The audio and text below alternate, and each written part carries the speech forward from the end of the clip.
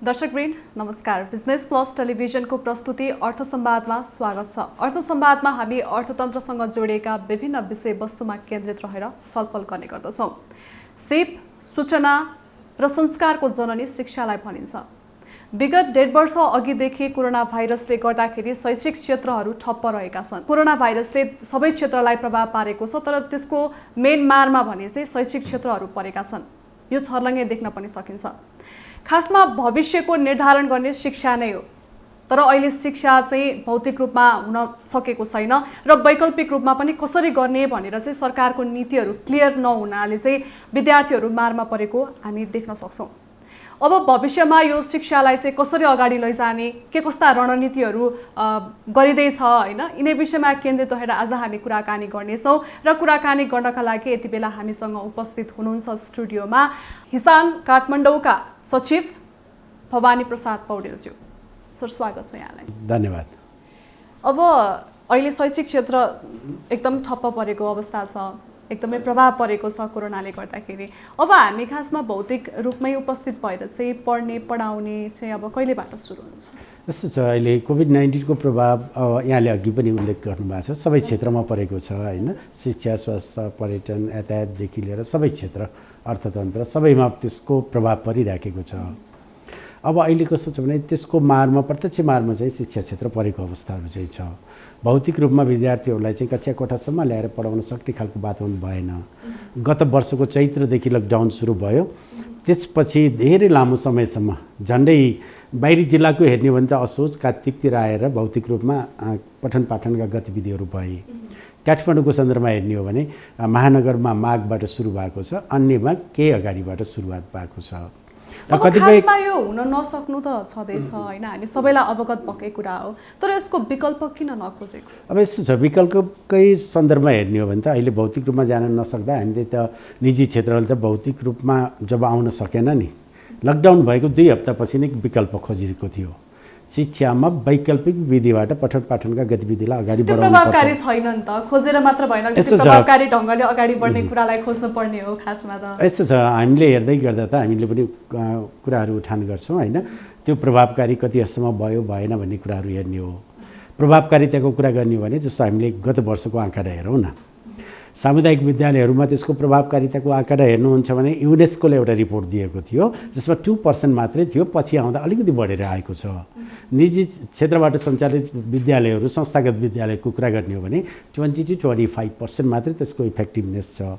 Remaining झन्डै हेर्ने हो भने 75% स्टुडेन्ट त्यसको एक्सेसभन्दा बाहिर छ।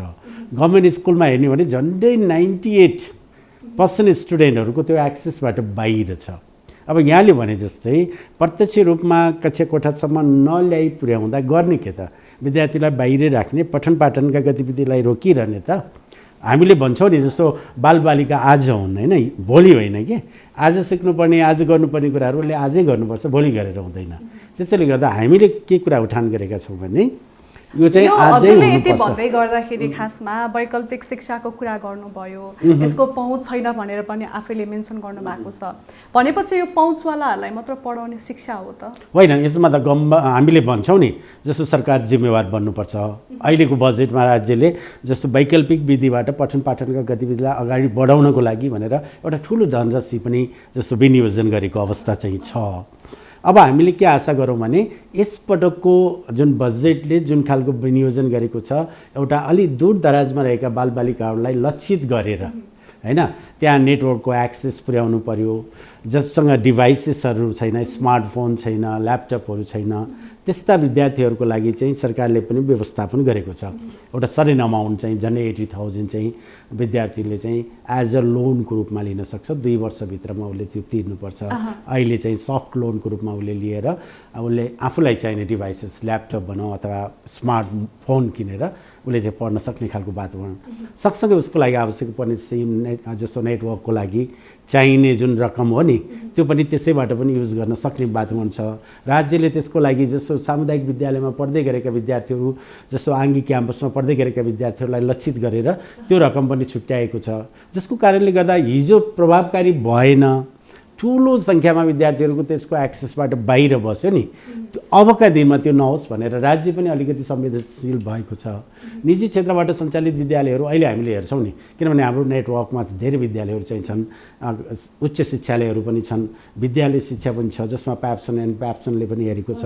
उहाँहरूको आँकडामा हेर्दै गर्दाखेरि यो वर्ष लगभग 90% विद्यार्थीहरू चाहिँ त्यो एक्सेसमा चाहिँ छन्। अस्ति मात्र हामीले एउटा बहस पनि चलाएका थियौँ, जसमा प्याप्सनका साथीहरूले दिएको निर्देशनअनुसार अथवा उहाँले दिएको इन्फर्मेसन अनुसार के छ भने अबभ 90% स्टुडेन्टहरू अहिले चाहिँ चाहे त्यो दूरदराजमा रहेका हुन्, जहाँसुकै रहेका हुन्, त्यहाँको प्राइभेट स्कुलहरूले चाहिँ आफ्ना बालबालिकाहरूको लागि चाहिँ नेटवर्कको व्यवस्थापन गरेर होस्, डिभाइसको व्यवस्थापन गरेर होस्, अथवा ग्रुपमा पढाएर होस्, होइन, विद्यालयमै बोलाएर होस्, केही हदसम्म उसले चाहिँ लगभग विद्यालय 90% भन्दा बढी विद्यार्थीहरू चाहिँ वैकल्पिक विधिबाट अध्ययन गर्ने खालको वातावरण बनेको छ। राज्य पनि संवेदनशील भएर अहिले सामुदायिक विद्यालयमा अध्ययनरत विद्यार्थीहरूलाई पनि यो खालको व्यवस्थापन गरेको छ। त्यसैको कारणले गर्दा यहाँले भने जस्तो हिजोको अवस्था छैन, अबको दिनहरूमा मलाई लाग्छ हामी आशा गरौँ अब चाहिँ प्रभावकारी ढङ्गले चाहिँ यो चाहिँ व्यवस्थापन हुन्छ।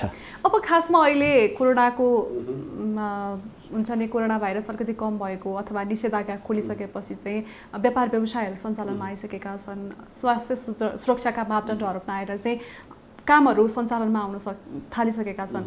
यस्तो अवस्थामा चाहिँ अब शिक्षा क्षेत्रमा चाहिँ हामीले first shift, day shift, morning shift हुन्छ नि, यस्तो शिफ्ट गरेर भौतिक दूरी कायम गरेर स्वास्थ्य सुरक्षाका मापदण्डहरू अपनाएर चाहिँ यो शैक्षिक क्षेत्रहरूका सञ्चालन गर्ने अवस्था छ कि छैन? अब यस्तो छ, विश्वविद्यालयले पनि त्यो खालको कार्यक्रम लिएर आएको छ। यस श्रावणको 5 गतेदेखि अब जसो ब्याचलरमा सेकेन्ड इयरमा रोकिएका परीक्षाहरूलाई सञ्चालन गर्ने, 10 गतेदेखि फर्स्ट इयरको इक्जामहरू सञ्चालन गर्ने, सेमेस्टरका रोकिएका परीक्षाहरू सञ्चालन गर्ने भनेर जुन खालको कार्यक्रमहरू ल्याइराखेको छ नि, जसको कारणले गर्दा विश्वविद्यालय भनेको अलिकति एज ग्रुपको हिसाबले हेर्दा अलि बढी उमेरका हुन्छन्, उनीहरू संवेदनशील पनि हुन्छन्, आफ्नो हेल्थको सन्दर्भमा उनीहरू आफै संवेदनशील भएको कारणले गर्दाखेरि कन्सियस पनि रहेको हुन्छन्। त्यसको कारणले त्यो विद्यालयहरूले सामान्यतया परीक्षा सञ्चालन गर्नुपर्छ भनेर अगाडि बढेको अवस्था चाहिँ छ। अब बिस्तारै अब यसको सन्दर्भमा के छ भने स्थानीय तहलाई राज्यले दिएको छ अधिकार। अब स्थानीय तहले के गर्दैछ भने आफ्नो त्यहाँको अवस्था हेरेर, होइन, उनीहरू चाहिँ बिस्तारै अब विद्यालय सञ्चालन गर्ने खालको वातावरण बन्छ।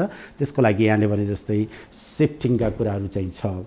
जस्तो 40 जना एउटा कक्षा कोठामा पढ्थ्यो भने विद्यार्थी 40 जना प्रत्यक्ष रूपमा क्लासमा ल्याउने, 40 जनालाई के गर्ने त भन्दा उसलाई अनलाइन भर्चुअल क्लासेसहरू दिने, अनि त्यो रोटेसनमा राखिदिने कि 2 दिन ऊ फिजिकली आउँछ, 2 दिन अनलाइनमा बसेर पढ्छ। यसरी पनि व्यवस्थापन गर्न सकिन्छ, होइन, अथवा 50-50 गरेर विद्यार्थीहरूलाई ल्याउन सकिन्छ। अनलाइन भर्चुअल यदि प्रभावकारी भएन के गर्ने भन्ने कुराहरू आयो भने त्यो बेलामा जस्तो 6 दिन पढाइ हुन्थ्यो भने 3 दिन फिजिकली आउँछ, 3 दिन घरमा बस्छ।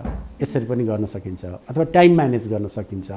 अब लगभग अब विद्यालयहरू चाहिँ पूर्ण रूपमा तयारी भइसकेको अवस्था चाहिँ छ। कक्षा कोठा सेनिटाइज गर्ने, सरसफाइमा ध्यान दिने, होइन, विद्यार्थीलाई पनि कन्सल्ट गर्ने, काउन्सिलिङ गर्ने, अभिभावकज्यूहरू पनि संवेदनशील भइदिने, टिचर साथीहरूलाई पनि प्रत्यक्ष रूपमा एउटा क्लासरुममा आउनको लागि ढुक्क भएर आउन सक्ने वातावरण, विद्यार्थीहरू पनि ढुक्क भएर म अब चाहिँ पढ्छु भन्ने खालको वातावरण क्रिएट गरेर लगभग विद्यालयमा ल्याउने खालको वातावरण बन्दैछ। अहिले तत्कालै नहोला, इट टेक्स टाइम, होइन, 1 महिना लिएला, 2 महिना लिएला, प्लानिङ भइराखेको छ। अब आशा व विश्वास छ यो वातावरण छिटै नै बन्नेछ भन्ने कुरामा हामी विश्वस्त चाहिँ छौँ। शिक्षकको कुरा निकाल्नु भयो, खासमा शिक्षकहरूले त पढाउनै पर्यो, विद्यार्थीहरूको पहुँच भएन, त्यो छुट्टै कुरा हो। शिक्षकहरूले आफ्नो कर्तव्य पालना गर्नै पर्यो, पढाउनै पर्यो, होइन। तर आफूले गरेको काम अनुसार चाहिँ श्रम पाइएन हुन्छ नि, तलब पाइएन भन्ने गुनासोहरू आउने गरेको छ। यसमा के भन्नु? यस्तो छ, यो कस्तो छ भने यो बेला सर्वत्र समस्याको कुराहरू हो। त्यसैले गर्दाखेरि पेन्डेमिकको सन्दर्भमा हामीले भनौँ व्यक्तिगत तवरले जया मल्टिपल क्याम्पसमा मनोकामनामा के भयो त्यो अर्को पाटो रह्यो। हामी चाहिँ उच्च शिक्षालयहरूको छात्र सङ्गठनको प्रतिनिधि भएको हिसाबले नै हामीले के भन्छौँ भने सबै जिल्लाहरूमा, सबै कलेजहरूमा, सबै विद्यालयहरूमा के हुनुपर्छ भने जस्तो टिचर्सहरूलाई पनि बाँच्न पाउने राइट छ, उहाँहरूको पनि चुलो जल्नुपर्छ, त्यो व्यवस्थापन एउटा विद्यालयले गरिदिनुपर्छ, कलेजले गरिदिनुपर्छ। अभिभावकज्यूहरूले पनि प्रत्यक्ष रूपमा केटाकेटीहरूलाई विद्यालयसम्म पठाउनु भएको छैन, कलेजसम्म पठाउनु भएको छ, त्यो ठाउँमा उहाँहरूले पनि के हदसम्म राहत पाउनुपर्ने अवस्था हुन्छ। विद्यालयले पनि केही कन्ट्रिब्युट तर गरिदिनुपर्छ। खासमा विद्यार्थीहरूबाट चाहिँ पूर्ण शुल्क लिने तर शिक्षकहरूलाई चाहिँ तलबहरू टाइममा नदिने, आधा दिने भन्ने कुराहरू पनि आउने गरेको छ। खास कुरा चाहिँ के हो? यस्तो छ, संस्थागत रूपमा हेर्ने हो भने हामीले के भनेका छौँ भने जसरी लिएको छ, जुन एउटा स्वरूपमा लिएको छ त्यो स्वरूप अनुसार टिचरलाई कर्मचारीलाई दिनुपर्छ भनेका छौँ, दिएको अवस्थाहरू पनि छ। यदा कदा कहीँ कतै समस्याहरू पनि आएको छ। कतिपय ठाउँमा विद्यालयहरूको कुरा गर्ने भने उहाँहरूको पनि एउटा समस्याहरू सुनाउनुहुन्छ, जस्तो 4 महिना 5 महिना 3 महिना त्यो शुल्कहरू पनि लिनुभएको छैन, जसको कारणले गर्दाखेरि उहाँहरूले पनि टिचरहरूलाई दिँदा पनि आफूले जस्तो जुन शुल्क उठाउनु भएको छ नि, जति रकम उठाउनु भएको छ त्यसलाई पनि कम्तीमा त्यसलाई जस्तो डिस्ट्रिब्युसनको एउटा सर्टेन रम्स बनाएर उहाँले डिस्ट्रिब्युट गरेको पाइएको छ हैन। अब यो कस्तो रहिदियो भने महामारी भयो, सर्वत्र समस्या छ, सबै विद्यालयहरूमा सबै कलेजहरूमा एकै खालको समस्याहरू चाहिँ छैन हैन। त्यसैले त्यो जस्तो कलेज वाइज समस्याहरू पनि छ, विद्यालय अनुसारका समस्याहरू चाहिँ छन्। त्यसैले गर्दा यदा कदा टिचर्सहरूले पनि गुनासो उठाउनु भएको छ। हामीसँग पनि प्याप्सन एन्ड प्याप्सनसँग सम्बन्धित जस्तो टिचर साथीहरूको पनि एसोसिएसनहरू चाहिँ छ, उहाँहरूसँग पनि बसेर बेला बखत हामीले पनि विभिन्न खालका समस्याहरू चाहिँ उठान गर्ने, समाधान कसरी गर्न सकिन्छ त्यो पाटोमा कुरा गरेका छौँ। टिचर्सहरूका समस्याहरूलाई पनि कसरी एड्रेस गर्न सकिन्छ त्यो पाटमा पनि बसेर समस्या समाधान गर्ने प्रयत्नहरू भइराखेको छ। त्यसैले गर्दाखेरि टिचर्सहरूले जुन खालको समस्याहरू उठान गर्नुभएको होला त्यो कस्तो छ, त्यो जायज छैन भन्न मिल्दैन, त्यो उठान गर्नुभएको छ। तर विद्यालयले पनि के गरेको छ भने सकेसम्म आफ्ना टिचर साथीहरूलाई, कर्मचारी साथीहरूलाई चाहिँ कुनै न कुनै रूपमा चाहिँ जति सकिन्छ त्यति होइन त्यो व्यवस्थापन गर्ने पाटोमा उहाँहरू चुक्नु भएको छैन जस्तो लाग्छ मलाई। अब अहिले एकदमै कम्पिटिसनको जमाना छ होइन, कम्पिटिसनको हिसाबमा हेर्ने हो भने अहिले कलेज स्कुलहरू एकदम धेरै च्याउसरी नै स्थापित भएको अवस्था छ। त्यो अवस्था चाहे उनीहरूसँग क्वालिफिकेसन नहोस् होइन, तर पनि एउटा अर्गनाइजेसन एउटा स्थापना गर्ने, पैसा कमाउने भाँडो बनेको भन्ने पनि कुराहरू सुनिन्छ। खासमा शिक्षा व्यवसाय हो कि सेवा हो? यस्तो छ, हामीले हेर्ने पाटोहरू दुईवटा रहन्छ क्या। एउटा फुल्ली जस्तो सर्भिस ओरिएन्टेड भन्दा जस्तो निजी क्षेत्रबाट सञ्चालित विद्यालयहरूको पनि व्यवस्थापन त गर्नु पर्यो, सस्टेन गर्नु पर्यो हैन। उसले चाहिँ भौतिक संरचनाहरू गर्नु पर्ला, टिचर साथीहरूलाई, कर्मचारी साथीहरूलाई पेमेन्ट गर्नु पर्ला, त्यो भित्रका अनसिन एक्सपेन्डिचर्सहरू हुन्छन्, यातायात व्यवस्थापन गर्नुपर्छ, धेरै खाले खर्चहरू हुन्छ नि। त्यो व्यवस्थापन गर्नको लागि त सडन अमाउन्ट चाहिन्छ नि। त्यो चाहिँ फेरि त्यसको लागि त विद्यार्थीहरूको भविष्यसँग खेल्न होइन यस्तो होइन। यो कस्तो भन्छ, यस्तो छ, नेपालको सन्दर्भमा कुरा गर्नुहुन्छ भने नि होइन, नेपालको सन्दर्भमा कुरा गर्नुहुन्छ भने 2038-40तिर आएपछि होइन शिक्षामा प्राइभेट सेक्टरले पनि सहकारी गर्ने भन्ने खालको एउटा लिबरल पोलिसी आइदियो के, उदारता भन्छौँ नि शिक्षामा। त्यो नीति आइसकेपछि प्राइभेट सेक्टरहरूबाट पनि शिक्षालयहरू सञ्चालन गर्ने त्यो खालको त्यो राज्य स्तरबाट आएको नि। कसैले जस्तो सामान्यतया कहीँ बसेर म व्यापार गर्छु भनेर एउटा सटर खोलेर बसे जस्तो होइन नि, किनभने यसका सबै नर्म्सहरू चाहिँ छन्। विद्यार्थीको भविष्यमाथि चाहिँ यो जोडिएको हुन्छ, प्रत्यक्ष रूपमा जोडिएको हुन्छ।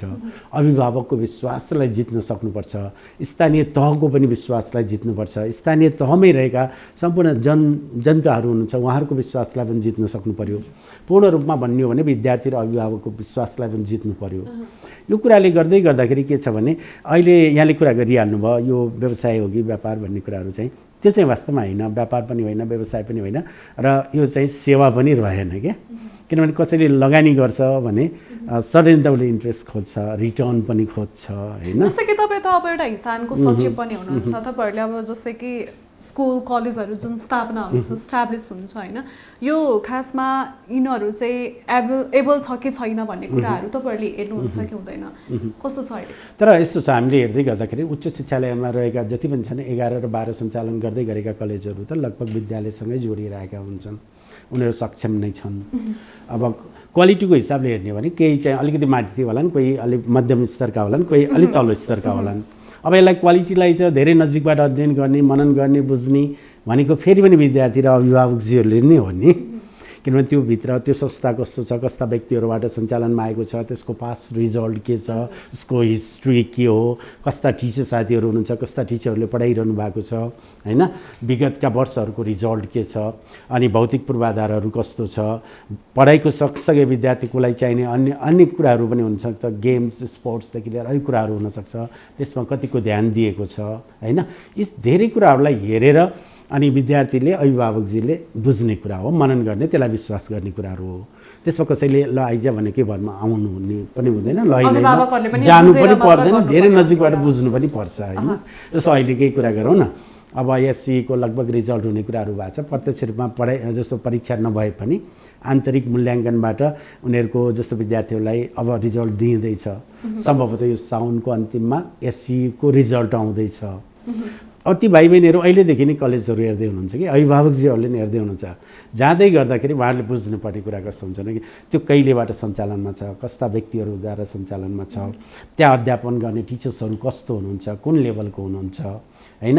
अनि पास्ट रिजल्टलाई हामीले हेर्दै जानुपर्छ, अनि भौतिक संरचना कस्तो छ हैन, अथवा त्यहाँको समाज नीतिलाई हेर्ने दृष्टिकोण के छ हैन, त्यहाँको मान्छेहरूको जस्तो भनौँ न एउटा फिडब्याक लिएर मात्र त्यसको बारेमा अलिकति बुझेर मात्र जानु पर्यो, फिडब्याक त लिनैपर्छ। त्यो लिएन भने त भोलि अन्य उल्टामा पर्न सक्छ नि, अँध्यारो पनि हुनसक्छ, समस्याहरू पनि आइदिन सक्छन्। मैले हजुरलाई एउटा कुरा के जोड्न चाहेँ भने चाहिँ खासमा शिक्षा भनेको सिकाइ हो, तर अहिलेको सन्दर्भमा हेर्ने हो भने मैले व्यवसायीकरण किन जोड्न खोजेको एक हिसाबले हेर्ने हो भने चाहिँ किन भन्दाखेरि अहिले धेरै म्याक्सिमममा चाहिँ खासमा शिक्षा पढाउनको लागि मात्र गरिएको छ, सिकाउनको लागि अलिकति कमै देखिएको छ नि त। यसले गर्दाखेरि त विद्यार्थीहरू पढ्नको लागि मात्र भए, घोक्नका लागि मात्र भए, उनीहरूले सिक्ने त केही पनि भएन नि। जस्तो अहिलेको टिचिङ लर्निङको जस्तो कन्सेप्ट के छ भने नि पढाउनै होइन क्या, कसैले पनि पढाउन सक्दैन। म पढाउँछु भन्दिनँ, म आफ्नो व्यक्तिगत कुरा गर्ने हो भने मैले मेरो टिचर साथीहरूलाई पनि मैले कुरा गर्दाखेरि म पढाउँछु, यो लेभलमा पढाउँछु नभन्नुहोस्, कम्तीमा म सिकाउने एउटा हैन, जस्तो बिचमा रहेर म कम्तीमा आफूले जानेको कुराहरू विद्यार्थी भाइ बहिनीहरूको बिचमा जस्तो सेयर गर्ने। पहिला त टिचर पनि एउटा जस्तो शिक्षा पनि के थियो भने ट्रान्सफर्म भन्थ्यो कि, अहिले त्यो पनि भर्सन चेन्ज भएको छ। जस्तो मैले जानेको कुरा जस्तो तपाईँमा सेयर गरेँ, ट्रान्सफर गरेँ भन्ने कुराहरू थियो, पहिला त्यो कन्सेप्टमा थियो। अबको करिकुलमले के भन्दैछ भने ट्रान्सफर पनि होइन, अब चाहिँ एउटा टिचरले जानेको कुराहरू ऊ फेसिलिट हैन, उसले फेसिलिट गर्छ के। तर यो कुराहरू त कुरामा मात्र अलिकति सीमित भएको छ, व्यवहारिकमा यति धेरै लागु भएको छैन। व्यवहारमा यस्तो छ, सिकाउने तपाईको किताबको कुराहरू सिकाउने कुरा त छँदैछ, तर त्यसलाई प्र्याक्टिकली कसरी गर्न सकिन्छ, यो लाइफमा कसरी युज गर्ने भन्ने कुरा चाहिँ कतिपय कुराहरूको सन्दर्भ जोड्ने हो भने त हामीले यसो कुरा गरौँ न, हामीले कुरा गर्छौँ नि, जस्तो शिक्षामा आमूल परिवर्तन हुन सकेको छैन क्या। जस्तो राजनीतिक दृष्टिकोणले हेर्नुहुन्छ भने अहिले धेरै ठुलो छलाङ मारेको छ, अहिले हेर्दै हेर्दै पञ्चायती शासन हुँदै हामीले भोगेको अहिले सङ्घीय संरचनामा छ हैन, सङ्घीय जस्तो संरचनामा देश छ भने यो त धेरै ठुलो छलाङ मारेको हो। तर शिक्षाको कुराहरू गर्नुहुन्छ भने 2028कै शिक्षा नीतिमै आधारित रहेर अहिलेसम्म आइराखेको छ, बिचमा यता कता केही संशोधनहरू भए होलान्। अब हाम्रो पनि अपेक्षा के हो भने सर्वप्रथम त शिक्षा नीतिमै आमूल परिवर्तन आउनु पर्यो के। हाम्रा राजनेताहरूको सोचमा चाहिँ के हुनुपर्छ, नियतमै परिवर्तन भइदिनुपर्छ, शिक्षालाई प्रायोरिटी बेसमा राखेर जानु पर्यो हैन। यहाँले भने जस्तै अब चाहिँ शिक्षा भनेको जस्तो रोड लर्निङ होइन हैन, घोकन्ते विद्या पनि होइन, र एउटा टिचरले पढाउने मात्रै कुराहरू होइन। यो त अब सिकाइकोमा जानु पर्यो, सिपसँग जोडिएको हुनु पर्यो। हाम्रो शिक्षा चाहिँ उत्पादनसँग जोडिएको हुनु पर्यो। हामीले पढ्दै गरेका सिक्दै कुराहरू चाहिँ समृद्धिसँग पनि जोडिनुपर्छ हैन।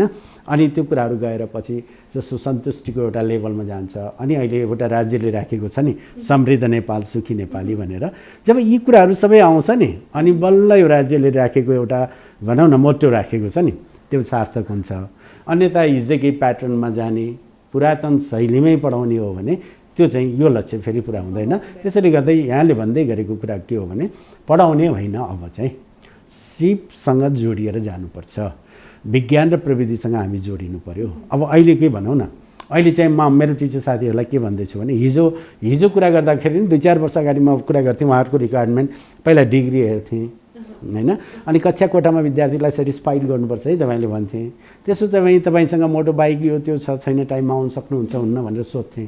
अब चाहिँ म के भन्छु भने तपाईँ आइटी फ्रेन्डली हो कि होइन होइन तपाईँमा यो खालको कन्सेप्ट छ कि छैन, तपाईँसँग ल्यापटप छ कि छैन भनेर सोध्छु कि अब, किनभने अब तपाईँले भने जस्तै कुराहरू आयो कि विज्ञान र प्रविधिसँग अब त्यो चाहिँ जोडिएको हुनु पऱ्यो नि। अब मात्रै उसले के गर्न सक्छ, आफूले ज्ञान चाहिँ विद्यार्थीसँग लगभग सेयर गर्न सक्छ, अथवा विद्यार्थीको इन्ट्रेस्ट अनुसार उसले आफूले जानेको कुराहरू चाहिँ उहाँहरूको बिचमा सेयर गर्न सक्ने खालको वातावरण बन्छ। त्यसैले अब चाहिँ आवश्यकता पनि हो। यहाँले भनेपछि तपाईँहरूले पनि बुझिसक्नु भयो अबको समयमा चाहिँ यसरी पढाएर भएन, हजुर एडभान्स पाराले चाहिँ जानु पर्यो भनेर होइन। अबको त मोडर्न टिचिङ लर्निङको प्याटर्नै भनेको के छ भने नि, अब चाहिँ विद्यार्थीलाई सिप सिकाउने हो कि होइन, व्यवहार सिकाउने हो कि।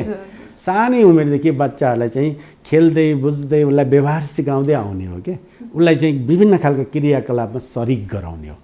पाठ्यपुस्तक अगाडि राख्यो, पढ्न लायो, अनि त्यही क्वेसन बनायो, त्यही सोध्यो, ओ यो त जान्ने भयो, अथवा यसले धेरै कुराहरू सिक्यो भन्ने कुराहरू छैन। अब त्यो प्याटर्नलाई हामीले छोडिदिनुपर्छ। अब चाहिँ हाम्रा टिचरहरूले चाहिँ व्यवहार सिकाउने हो। पास गराउनको लागि भन्दा पनि, परीक्षाबाट पास गराउनु भन्दा पनि जिन्दगीमा पास गराउने गरेर चाहिँ पढाउनु पर्यो। अब त यहाँले भने जस्तै अब हामीले सिकाउने भनेको जीवन र जगतलाई नै हो कि। ऊ चाहिँ अब उसले जिउने कला सिकाउने हो क्या। एउटा सर्टेन लेभल पार गऱ्यो नि एउटा विद्यार्थीले, +2 पास गर्ला अथवा ब्याचलर पास गर्दा ऊ कुन विषयमा इन्ट्रेस्ट छ उहाँले, त्यो फिल्डमा ऊ सहजै रूपमा भिज्न सक्ने, त्यहाँ काम गर्न सक्ने, अथवा आफ्नो सिपलाई चाहिँ उहाँले त्यहाँ व्यवहारमा उतार्न सक्ने गरी अब चाहिँ क्लास लिने हो। अबको शिक्षा त्यसरी दिने हो। अब हजुरले यति भन्दै गर्दाखेरि खासमा अहिले अनलाइन क्लासहरू भइरहेको छ, भौतिक रूपमा सञ्चालन गर्न सकिएको छैन शिक्षा क्षेत्रहरू, यस्तो बेलामा अब कसरी प्रभावकारी हुन्छ त यो कुरा?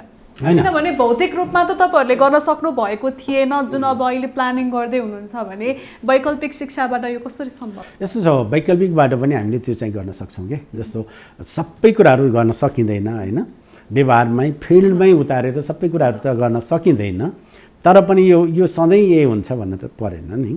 भोलि यो सधैँ यही अवस्था रह्यो, 1 वर्ष 2 वर्ष 3 वर्षसम्म यही संरचनामा हामी जानुपर्ने बाध्यता रह्यो भने फेरि यसका पनि नयाँ नयाँ विकल्प आउँछ। हिजो भन्नुहोस् न, अब हिजो 1 वर्ष अगाडिको मात्रै कुरा गरौँ, एउटा टिचरले चाहिँ सामान्य मोबाइलमा कुनै चिजहरू डाउनलोड गर्नु पऱ्यो भने आफ्नो भाइ बहिनी छोराछोरीसँग सहारा लिनु पर्थ्यो। अहिले त्यो टिचर आफैले गर्नुहुन्छ कि, उहाँले सिक्नुभयो नि त। अहिले मजाले उहाँले ल्यापटपबाट क्लासहरू लिन सक्नुहुन्छ। हरेक टिचरको कुरा गर्नुहोस्, उहाँहरू चाहिँ एभाइलेबल हुनुहुन्छ। हाम्रा विद्यार्थी भाइ बहिनीहरू पनि उहाँहरू पनि सक्षम हुनुहुन्थेन, सबैजना आइटी फ्रेन्डली हुनुहुन्थेन। एउटा सामान्य सानो होइन हुँदैन, अनि उहाँहरू पनि अब बाध्य भएर के भयो भने त्यहाँ आउनै पऱ्यो कि, बाध्यता रह्यो नि त, सिक्नै पऱ्यो, गर्नै पऱ्यो, जानै पऱ्यो। भोलि हुनसक्छ यो क्रम चाहिँ धेरै लामो समयसम्म रह्यो भने यहाँले भने जस्तै व्यावहारिक ज्ञान पनि दिन सक्ने पाटो बन्ला, त्यो फेरि खोजी होला। अहिले चाहिँ यही बिचमा हेर्नुहोस् न, 1 वर्षको बिचमा धेरै खाले जस्तो विधिहरू आएका छन्, वैकल्पिक विधिहरू। हिजो सामान्य हामी जुमबाट पढाउँथ्यौँ होइन, अहिले माइक्रोसफ्ट टिमबाट पढाइरहेछ, गुगल मिटबाट पढाएको छ, अरू धेरै कुराहरू आएको छ। अनि टिचर आइटी फ्रेन्डली हुँदै जानुभएको छ, विद्यार्थी भाइ बहिनीहरू पनि त्यत्तिकै फ्रेन्डली हुँदै। अहिले 1मा पढ्ने भाइ बहिनी चाहिँ MS टिममा पढ्छ क्या, माइक्रोसफ्ट टिममा बसेर पढिरहेछ होइन। भने त त्यो आवश्यकता अनुसार आउने हो। यहाँले भने जस्तै 2 वर्ष 3 वर्ष 4 वर्ष यही क्रममा गयो भने यही अवस्था त रहँदैन नि। भोलि त्यो विधिमा पनि हामीले जस्तो प्र्याक्टिकल नलेज दिन सक्ने खालको वातावरण पनि बन्छ। आशा गरौँ यो पार्टमा जान सकिन्छ। अब यो कुराले गर्दाखेरि चाहिँ अबको कति वर्षमा चाहिँ विद्यार्थीहरू स्वरोजगार भएर विद्यालयबाट निस्किन सक्ने अवस्था आउला? अब हामी त शिक्षाकर्मी भएको हिसाबले हामीले चाहिँ के गर्छौँ भने, जस्तो राज्यसँगै कुरा गरिरहेछौँ, नीति निर्माताहरूसँग, शिक्षाको नीति निर्माण गर्नेहरू जो हुनुहुन्छ नि, उहाँसँगै लबिङ भइरहेछ। अब चाहिँ पुरातन शैलीमा शिक्षा दिएर हुँदैन। एउटा विद्यार्थीले सर्टिफिकेट मात्रै हातमा लिएर हिँड्ने क्रममा अब बस्नु हुँदैन। कम्तीमा सर्टेन लेभल पार गरिसकेपछि उसले स्वरोजगार हुनु पऱ्यो कि, रोजगारको लागि भौतारिने होइन, उसले नै जब क्रिएट गरोस् र 2-4 जना 5-7 जना 10 जना मान्छेलाई ऊ आफैले रोजगार दिन सक्ने खालको वातावरण क्रिएट गर्नको लागि अब हाम्रो शिक्षा त्यो हुनुपर्छ भन्छौँ है। यो कुरा गर्दै गर्दाखेरि नेपालको सन्दर्भ हेरौँ, नेपाल अत्यन्तै यसको लागि एउटा उर्वर भूमि हो। भूबनोटको हिसाबले हेर्नुहुन्छ भने नेपाल तराई पहाड हिमाल भएको देश, विश्वको सर्वोच्च शिखर नेपालमै भएको देश, गौतम बुद्ध जन्मेको देश, विश्वका करोडौँ मान्छेहरूले त्यो धर्म मान्छन्, उनीहरू नेपाल आउन चाहन्छन्, त्यसैको लागि त्यो भूमिमा आउन चाहन्छन्। कम्तीमा त्यहाँ आउँदाखेरि उसलाई नेपालमै 15 दिन 20 दिन 30 दिन राख्न सक्ने बात हुनुहुन्छ। त्यसको लागि हामीले पर्यटनकोसँग हामीले जोड्न सक्छौँ, धर्मलाई पनि पर्यटनसँग ल्याएर जोड्छौँ।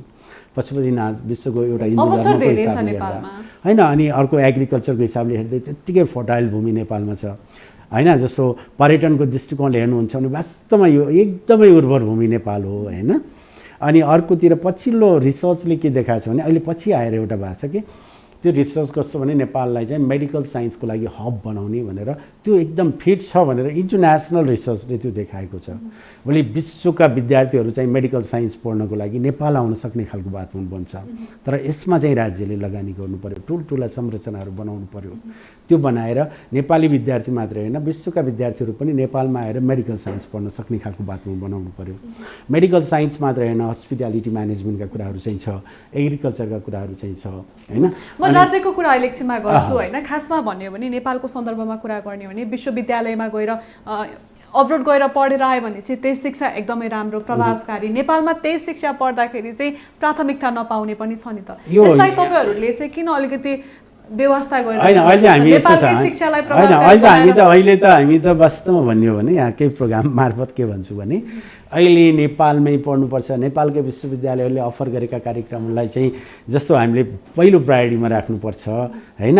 र विदेशी विश्वविद्यालयमा गएर अध्ययन गरेर ठुलो धनराशि खर्चेर मात्रै केही हुँदैन। नेपाली विद्यार्थीहरूले चाहिँ कम्तीमा नेपालमै भविष्य देख्नुपर्छ। विश्वविद्यालयको झ्यालबाट बाहिर हेर्दा नेपालमै अवसर देख्ने खालको वातावरण क्रिएट गर्नुपर्छ। विद्यार्थीले देख्नु भएन नि त। मैले भन्न खोजेँ, मैले कुरा गर्दैछु, मैले तपाईँले भन्दै गरेको कुरामा छु कि म। अनि मैले भन्न खोजेको मैले एउटाले त्यो इस्युजहरू उठाइरहेको छु। मैले भन्न खोजेको अहिले यो इस्युहरू उठाउने हो कि हामीले एकैचोटि मैले चाहेर एउटैले चाहेर त्यो सबै चिज गर्न सक्दैन। त्यो राज्यले साथ दिनुपर्छ। त्यो अवसरहरू क्रिएट गर्ने भनेको फेरि पनि राज्य हो। नेपालमा त्यो विद्यार्थीहरूले चाहिँ त्यो अवसर पाउनु पर्यो। अघि मैले भने नि कृषिमा अवसर दिनु पर्यो, पर्यटनमा त्यो दिनु पर्यो, हाइड्रोमा धेरै ठुलो सम्भावना बोकेको छ। हाम्रा विद्यार्थीहरू त्यहाँ अटाउने ठाउँ दिनु पर्यो। इन्डस्ट्रीहरू जस्तो इन्डस्ट्रियल रेभुलेसन गरिदिनु पर्यो, औद्योगिक क्रान्ति चाहिँ ल्याइदिनुपर्छ ताकि नेपाली विद्यार्थीहरूले त्यहाँ अटाउन सक्ने खालको वातावरण हुनु पर्यो कि मेरो भनाइ त्यो हो भने मैले भनेको के भने हाम्रा विद्यार्थीले नेपालमै सपना देख्ने खालको वातावरण क्रिएट गर्नलाई अब चाहिँ राज्यले चाहिँ संवेदनशील भइदिनु पर्यो। विश्वविद्यालयहरूले त्यस्तै अप्लाइड कोर्सेसहरू चाहिँ अफर गरिदिनु पर्यो र नेपालमा रहेका आङ्गिक होस् चाहे सम्बन्धन प्राप्त प्राइभेट कलेज भनौँ अथवा पब्लिक क्याम्पसहरू यिनीहरूले चाहिँ त्यो खालको कोर्सेसहरू हाम्रा विद्यार्थीहरूलाई चाहिँ अफर गर्नु पर्यो र सिपमूलक शिक्षा दिने खालको पाटोमा चाहिँ अगाडि बढ्नु पर्यो। त्यो भने फेरि पनि हाम्रा भाइ बहिनीहरू चाहिँ जान्दैन। सुरु भएको होइन नि त, यो त कयौं वर्ष होइन। यहाँले मैले भन्नु मैले होइन। अब जहिले पनि राज्यले गरेन, राज्यलाई भएन भनेर औल्याउनु भन्छ। तपाईँहरुकोबाट चाहिँ पहल के भएको छ? यस्तो छ हाम्रो साइडबाट त मैले भने नि अब राज्य त पहिलो त राज्यले गर्नु हो। यहाँ कुनै पनि नीति ल्याउने राज्यले हो। एउटा व्यक्तिले एउटा कलेजले चाहेर सबै चिज हुँदैन होइन। त्यसैले गर्दा नीतिको रूपमा अहिले भने नि जस्तो राज्यले हेर्नुहुन्छ नि अब राज्यले नीति कसरी ल्यायो मैले तपाईँलाई अघि भने नि कहिले ल्यायो कि यत्रो राजनीतिक परिवर्तन भयो देशमा, आमूल परिवर्तन। तपाईँ हामीले सोचेको भन्दा फरक किसिमले आयो, धेरै अगाडि पुग्यो। त शिक्षाको नीतिलाई हेर्नु भएको छ भने नि 2028 की शैलीमा हामी छौँ कि अलिअलि चेन्ज छ। हामी के भन्छौँ भने यसरी हुँदैन।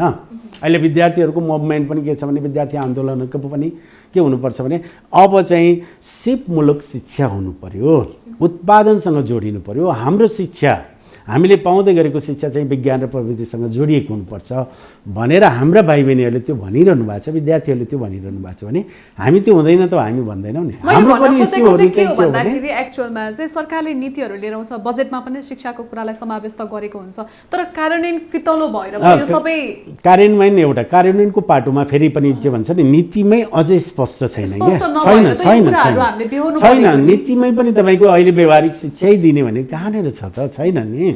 अहिले तपाईँ हामीले अध्ययन गरेकै विषय पनि जस्तो म्यानेजमेन्ट पढ्छ, एउटा सर्टेन लेभल पढ्यो होइन, जस्तो ब्याचलर पढ्छ उसले 4 वर्ष पढ्छ, सर्टिफिकेट प्राप्त गर्छ, बाहिर जान्छ, त्यही होइन। +2 पढ्छ, 11-12 पढ्छ, त्यहाँ पनि व्यवहारिक शिक्षाको धेरै कमी छ। फेरि भन्नु होला तपाईँहरूले किन दिनु भएन भन्ने कुराहरू आउला। फेरि हाम्रो करिकुलम त्यही छ कि हाम्रो करिकुलम हो नि। त्यो करिकुलमभन्दा अलि फरक गएर हामीले के गर्न सक्छौँ भने जस्तो हाम्रो व्यक्तिगत तवरमा हुनुहुन्छ जय मल्टिपल क्याम्पसले फरक के गर्यो त नि भन्ने कुराहरू आउला होइन। जस्तो हस्पिटालिटी म्यानेजमेन्ट पढ्ने विद्यार्थीहरूलाई होटल म्यानेजमेन्टको करिकुलमभन्दा अलिक व्यवहारिक शिक्षा देऊला।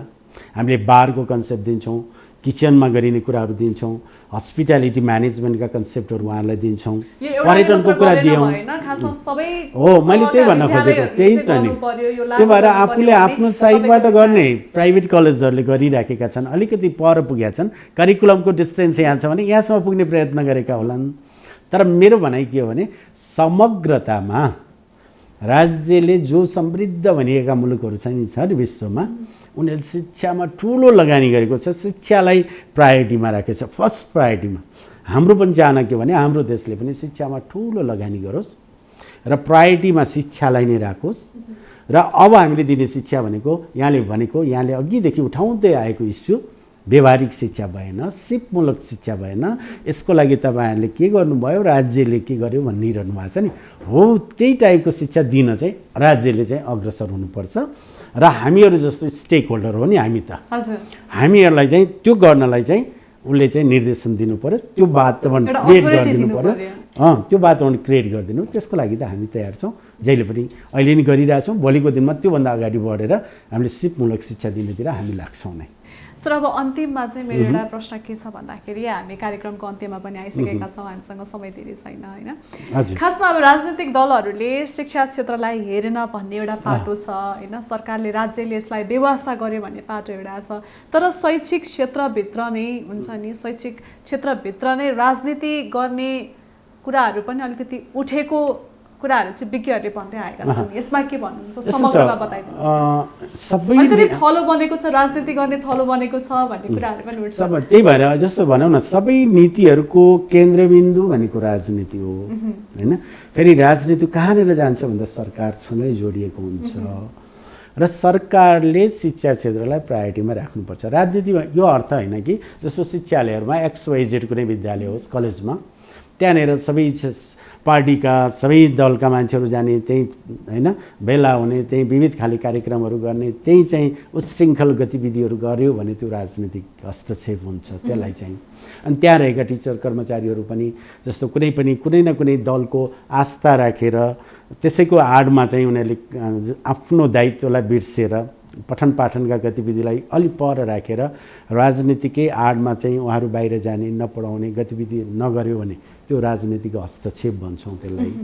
तर राजनीति पनि फेरि के हुन्छ, सबै खाले अर्थनीति भन्नुहोस्, शिक्षा नीति भन्नुहोस्, सामाजिक नीति भन्नुहोस्, सबैको केन्द्रबिन्दु राजनीति नै हो। राजनीति चाहिन्छ, त्यो असल नीति हुनुपर्छ, त्यो फेरि सरकारसँग जोडिएको हुनुहुन्छ। सरकारले जस्तो पूर्णतया सबै खाले नीतिहरूलाई चाहिँ केन्द्रबिन्दुमै राखेर उसले पनि हेर्नुपर्छ। र हाम्रो भनेको राजनीति के सरकारसँग जोडिन्छ।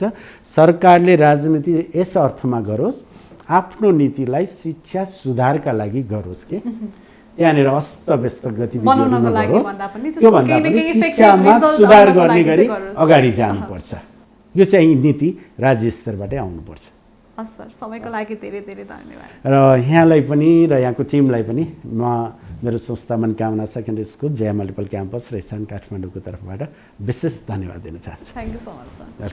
दर्शकबिन, अर्थतन्त्रसँग जोडिएका विभिन्न विषयवस्तु लिएर म फेरि पनि उपस्थित हुने नै छु। त्यति बेलासम्मको लागि भने बिजनेस प्लस टेलिभिजन HD हेर्दै रहनुहोला। Business plus, business first. नमस्ते।